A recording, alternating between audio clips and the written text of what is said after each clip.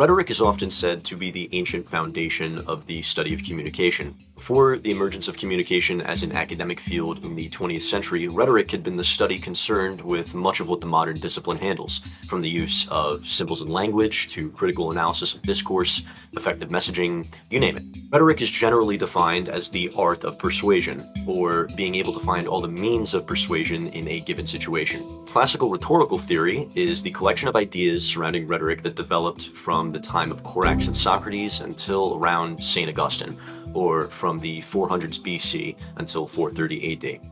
One of the most influential figures in the development of classical rhetoric is the ancient Greek philosopher Aristotle. Born in the Kingdom of Macedonia in 384 BC, Aristotle moved to Athens at age 17 to pursue an education under Plato until he was about 37. He would go on to found a school of his own in Athens and write a number of treatises on many topics, one of which being his work, Rhetoric. The treatise is divided into 3 books, each handling a number of topics regarding rhetoric.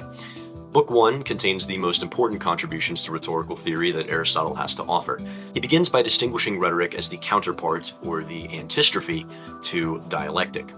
Where Socratic and Platonic ideas of dialectic were concerned with finding absolute truths through one-on-one conversations and rigorously testing ideas with logic, rhetoric is meant to motivate action by persuading a more general audience through probability or at times mere possibility. There's a focus on oratory throughout the treatise, but the ideas he shares can be applied in other places where persuasion is necessary. Despite moving away from the certainty that dialectic seeks to find, Aristotle is able to incorporate logical structures into his ideas through what he calls enthymemes, a type of argumentative proof similar to syllogisms. Like syllogisms, enthymemes have a major premise, a minor premise, and a conclusion. But one of the premises is typically omitted as a common sense fact, either to be implied by the speaker or provided by the audience. Aristotle believed offering proofs was a vital part of any argumentation. However, this is merely one part of a larger idea that Aristotle wrote about. If you've ever taken a high school English class, you'll likely be familiar with one of his most significant contributions to rhetorical theory, the 3 artistic proofs, otherwise known as the 3 modes of persuasion: ethos, logos, and pathos. Ethos is concerned with ethical proof and deals with the speaker, particularly their credibility, knowledge on the subject, and their own goodwill. Logos deals with logical proof and showing ideas to be true, such as the above enthymemes and syllogisms, as well as inductive and deductive reasoning. Pathos deals with the emotional state of the audience and how the speaker can play off of it or appeal to it.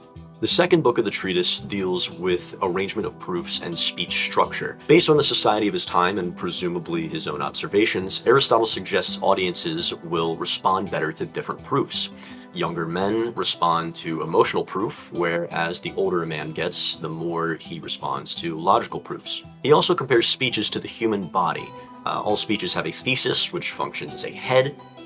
They have proofs, which is like a body, and more often than not, a conclusion as well, which can be seen as the feet. Book 3 concerns the relationship of language and rhetoric, as well as aspects of speech not yet considered, such as style, memory, and delivery. Aristotle encourages the use of simile and metaphor, in moderation, to help better connect the known and unknown in the minds of the audience. He also explores what kinds of language or stylistic conventions are inappropriate in different situations, including a general condemnation of hyperbole. Aristotle provides 3 genres of public speech in which rhetoric is applied. Deliberative or political speech is speech regarding what ought to be in the future and what actions should be taken to get there. Epideictic speech or ceremonial speech handles the praising or condemning of present people or things, and forensic or judicial speech deals with finding the truth regarding past events, most often to convict someone of a crime. Aristotle's influence on rhetorical theory is unrivaled. Through his treatise, he attempts to describe what people are persuaded by and how, as well as suggesting techniques to improve oration. His work would lay the foundation for future rhetoricians, most notably the Roman statesman Cicero, whose 5 canons of rhetoric undoubtedly parallel the divisions made in Aristotle's treatise. The Rhetoric remains one of the most important and intensely studied works on persuasion to this day.